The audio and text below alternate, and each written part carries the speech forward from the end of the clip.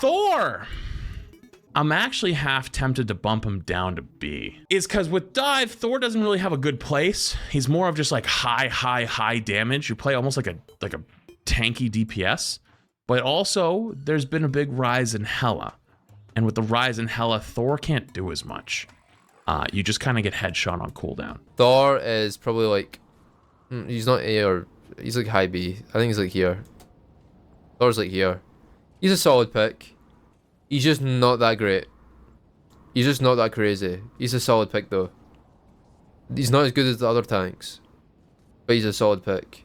Thor. I don't see this hero. I actually never see this hero. I don't think he's like garbage bad, but like no one plays him. I think he's B. Probably B tier. No, he's not A. He's not S. With the releasing of my new Thor guide, there's been quite a bit of discussion on things that people like and dislike about the hero, and I want to kind of get into some of those things by addressing some of the comments that I got and just talking about balance in general. A lot of people have this idea that Thor is weak, and to an extent I agree. I think he is a great hero, but he's definitely one of the worst tanks in Marvel Rivals right now, but it's not all that bad when you put it into perspective. I'm personally fine with the way that Thor is right now, and any potential changes or buffs that we get is just a cherry on top of what is already one of my favorite heroes. With that being said, I was kind of mind blown by some of the things that people were suggesting they change about him. I literally don't think I've seen a single bad take, which is really odd considering how volatile not only hero balancing can be, but the communities themselves. Everyone seemed to want similar things for Thor, and that may be indicative of the devs just making some mistakes on this hero.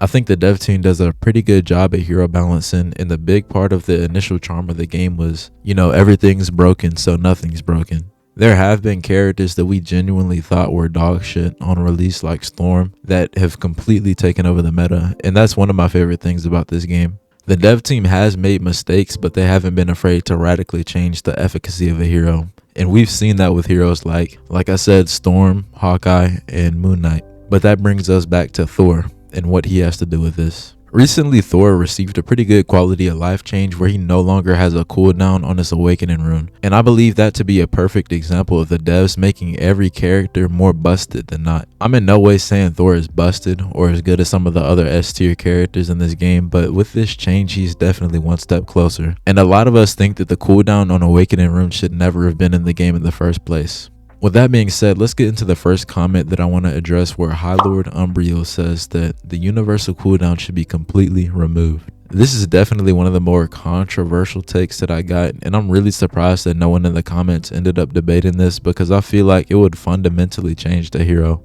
I won't lie, there are times where I die with more than one Thor force and I actually get pissed off that I died to the cooldown, but I think removing it would cause more harm than good.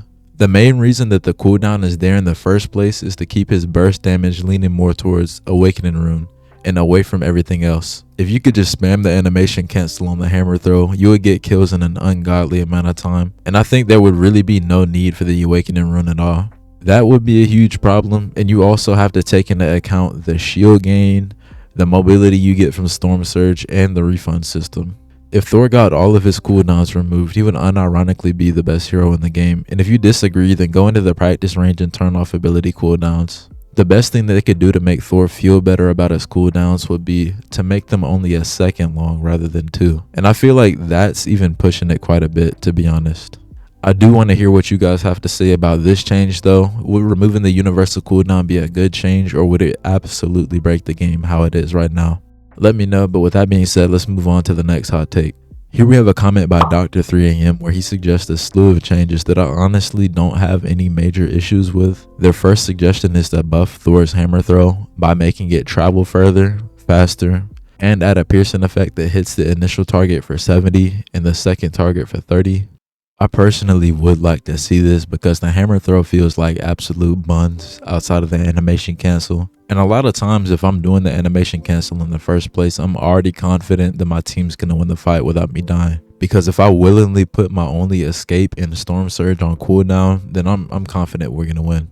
Other than that, I would like to see the hammer ricochet instead of pierce for more ult charge, kind of like Captain America's shield toss. You know, his team up with Thor and Storm's team up with Thor. I don't really care if the damage gets reduced, but having that hammer throw function like Cap's shield toss would do wonders for Thor.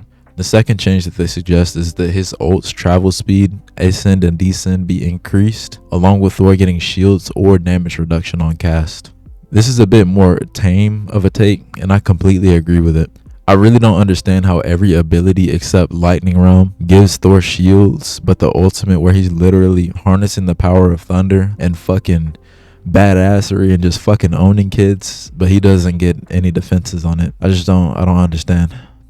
Not to mention you literally used to get CC'd out of this ult mid-cast. This would be a great change, but let's move on to the last three, where he stated that Thor's Lightning Realm should do a bit more damage, slow and damage enemies inside it rather than those who leave, gain a max of 250 Thor Force shields rather than 200, and Storm Surge should do more damage. Now this is quite a bit to unpack again. I really don't have a lot of issues with this. I don't know if all Thor mains share a single brain cell or some shit, but I feel like I know this dude. Like, this dude's my fucking brother, man. I guess all great minds think alike. Shit, I don't know, but yeah, I would have his Lightning Realm slow take effect while they're already inside, kind of like Wanda's Chaos Spear. And after that, I don't really think it needs any more damage because it already refills Thor Force, and that's a pretty good utility ability. I can say that 10 times fast, but yeah, I don't think that the move should be any better than that. But yeah, it would make the hero a lot better, and it wouldn't break him by any means.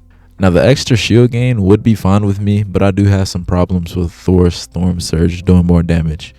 Because if you play tank at all, you know that this ability absolutely fucks kids when used correctly. This ability is like the equivalent of being like 10 years old and you see a picture online of like Super Saiyan Goku or some shit. Like, that's a badass motherfucker, bro. Like, that's somebody you don't want to fuck with, especially when you're 10 years old. But yeah, that's how this ability should be looked at. The power of just booping a tank in over and over and just tilting them is really strong, because there's so much value in doing it, especially in higher elo where your team can actually, get the kill more often than not. Having this ability do more damage would be absolutely absurd to me, because in my opinion, it's one of the most versatile abilities in the game already. Now, there are a couple more takes on the state of Thor that you all had that were pretty base, but I don't want to drag this video out too long. Thank you for all the engagement on the guide and on the channel recently. I think it got 10K views in the first day and a half, and we literally got 100 subs overnight, which is pretty crazy.